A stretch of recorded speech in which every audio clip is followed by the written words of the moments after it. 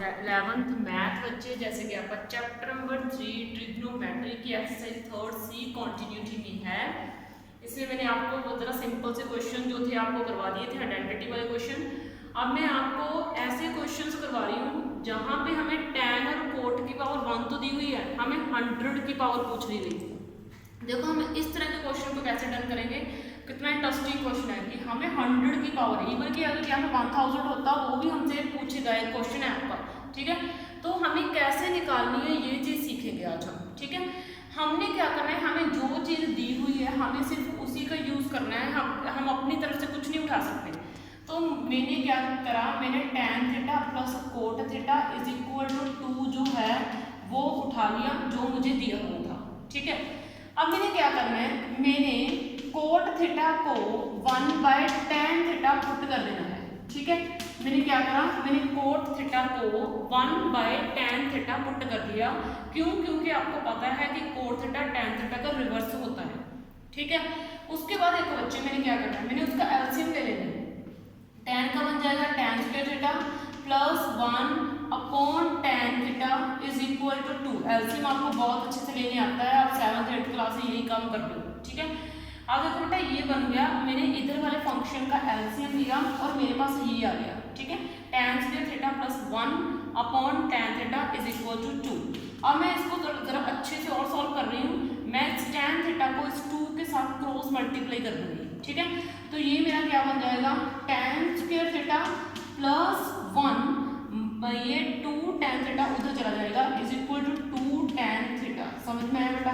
कुछ नहीं करा मैंने, सिर्फ सिंपल सा स्टेप है, इस tan थीटा को यहाँ से उठाया, इस 2 के साथ मल्टीप्लाई में डाल दिया, ओके। अब देखो बेटा ये जो पड़े हैं उधर 2tan थीटा पड़े हैं वो मैं इधर माइनस के करके ले आऊंगी, ओके, ठीक है। डाल दिया, सॉरी यहाँ पे एंगल थीटा है तो इसको इक्वल टू 0 डाल दिया। अब ये आपकी कुछ आइडेंटिटी बन गई, कौन सी, a square plus b square minus 2ab, ये आइडेंटिटी बन गई आपकी। a कौन है, tan स्क्वायर थीटा, b कौन है 1 का स्क्वायर और 2a यानी कि 1 मल्टीप्लाई b यानी कि tan थीटा। ये देखो आपके पास आइडेंटिटी आ गई, बिल्कुल सिंपल सी बात है। और ये आइडेंटिटी किसके इक्वल होती है, a minus B whole square के इक्वल होती है ये आइडेंटिटी, है ना, आपको ये चीज़ पता है। तो अगर मैं इस आइडेंटिटी को इसके ऊपर अप्लाई करूँ तो a कौन है, a है tan थीटा और b कौन है, b है मेरा 1 यानी कि tan theta minus 1 square is equal to 0, okay. तो यहाँ से मैंने क्या करा, tan थीटा माइनस 1 को 2 बार खोल दिया, क्योंकि स्क्वायर है ना, तो मैं स्क्वायर को tan theta minus 1 tan theta minus 1 डाल सकती हूँ। जैसे 2 का स्क्वायर है मैं इसको 2 मल्टीप्लाई 2 डाल सकती हूँ, वैसे ही किसी के स्क्वायर को मैं tan theta minus 1 tan theta minus 1 डाल दिया, ओके। इसके बाद मैंने क्या करा, tan थीटा माइनस 1 को 0 के इक्वल कंपेयर कर दिया। यहाँ से tan थीटा की वैल्यू क्या जाएगी, tan थीटा की वैल्यू ये माइनस के 1 उधर जाके प्लस के 1 बन जाएंगे, मैंने इसकी वैल्यू 1 निकाल दी, ठीक है। समझ में आई बात? बड़ा सिंपल सा स्टेप है, आपको जो चीज़ दी हुई आपने उसका यूज कर लें। आपने फिर एक क्वाड्रेटिक इक्वेशन बनाई, वहां से आइडेंटिटी बना दी, आइडेंटिटी के स्क्वायर को 1 टाइम खोला, उसके बाद इसको 0 के इक्वल रखा, tan थीटा की वैल्यू 1 हो गई। अब देखो tan थीटा की वैल्यू 1 है तो tan की पावर 100 की वैल्यू भी तो 1 ही होगी, खुद सोचो, tan की पावर चाहे 1 लेकर डाल दो उसकी वैल्यू भी तो 1 ही होगी। तो अब देखो अगर tan की वैल्यू 1 आ गई तो कोट की वैल्यू भी 1 ही आएगी, आपको पता है क्योंकि tan कोट का ही तो रिवर्स है या कोट tan का ही तो रिवर्स है, तो उसकी वैल्यू भी 1 आ गई। इतना समझ में आया बेटा आपको, ठीक है। अब देखो, अब उसने बोला मुझे क्या कि tan की पावर 100 और कोट की पावर 100 की वैल्यू निकाल दो, ठीक है। तो tan की पावर 100 की वैल्यू 1 है, कोट की पावर 100 की वैल्यू 1 है, तो इसकी वैल्यू मेरे पास कितनी आ गई, 2। तो देखो कितना सिंपल सा क्वेश्चन था, समझ में आया बेटा आपको, ठीक है। तो देखो इससे आप बड़ी से बड़ी वैल्यू निकाल सकते हो, क्वाड्रेटिक इक्वेशन में कन्वर्ट करो, उसको आइडेंटिटी बना दो, सीधी वैल्यू डाल दो, ठीक है।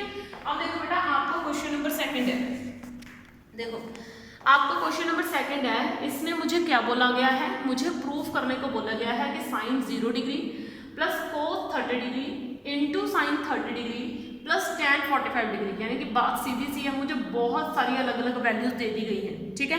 मुझे बहुत सारी वैल्यूज दे के पूछा गया है ट्रिग्नोमेट्री के फंक्शन की, क्या इसका आंसर 9/8 आएगा? मुझसे ये पूछा गया है, ठीक है। सबसे पहले आपको ट्रिग्नोमेट्रिक फंक्शन की वैल्यूज के बारे में नॉलेज होनी चाहिए। ये मैंने आपको पढ़ाया है कि how to learn the table of the trigonometric values of the trigonometric functions.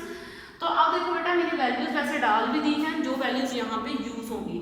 Sign 0 degree की वैल्यू 1 है। अब मैं यहाँ पे साथ साथ में पुट कर दूंगी और साथ साथ में यहाँ से हम वैल्यू देखेंगे, ठीक है।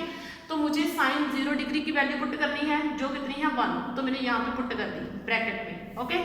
फिर यहाँ पे प्लस है कोस 30 डिग्री की वैल्यू कितनी है √3/2, तो मैंने ये डाल दी, ओके ओके।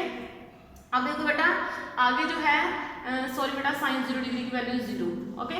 आगे बेटा जो है मैंने ये वैल्यू डाल दी, साइन 30 डिग्री पुट करना है मुझे। साइन 30 डिग्री की वैल्यू 1/2 है, ये डाल दी। फिर प्लस tan 45 डिग्री की, tan 45 डिग्री की वैल्यू देखो कितनी है 1, ठीक है, ये डाल दी, ओके। मैंने ऊपर जो है वैल्यूज डाल दी। अब नीचे की बारी है, tan 30 डिग्री की वैल्यू मुझे चाहिए। tan 30 डिग्री की वैल्यू कितनी है 1/√3, तो मैंने ये डाल दी 1/√3। फिर प्लस, फिर मुझे cot 60 डिग्री की वैल्यू चाहिए। cot 60 डिग्री की वैल्यू कितनी है 1/√3, मैंने ये डाल दी। फिर नेक्स्ट ब्रैकेट शुरू किया। सीकेंट 60 डिग्री की वैल्यू चाहिए, वो कितनी है मेरे पास 2, वो डाल दी। उसके बाद आपका है माइनस कोसेकेंट 90 डिग्री की वैल्यू, वो कितनी है 1, मैंने वो डाल दी, ठीक है। अब बारी है इसको सॉल्व करने की, इस सारे को। अब तो कुछ भी नहीं रह गया, तो 0 + √3/2 कितना आ जाएगा √3/2 आ जाएगा, ठीक है। इसका मैं एलसीएम लूंगी, इसका जब मैं एलसीएम लूंगी ये बन जाएगा 1 + 2/2, ओके। अब देखो बेटा इसका मैं एलसीएम लूंगी, ये क्या बन जाएगा 1 + 1, क्योंकि डिनोमिनेटर जब सेम होते हैं तो हमें एलसीएम लेने की जरूरत नहीं पड़ती, इसको हम सिंपली ऐड कर सकते हैं फंक्शंस को। और 2 - 1 आपका क्या हो जाना है 1, ओके। समझ में आया बेटा। अब देखो बेटा नेक्स्ट स्टेप क्या है, √3/2 को तो मैं कुछ भी नहीं कर सकती, इसको मैंने वैसे ही पड़ा रहने दिया। ये जो है आपका बन जाएगा 2 + 1 कितना 3/2, समझ में आया बेटा आपको।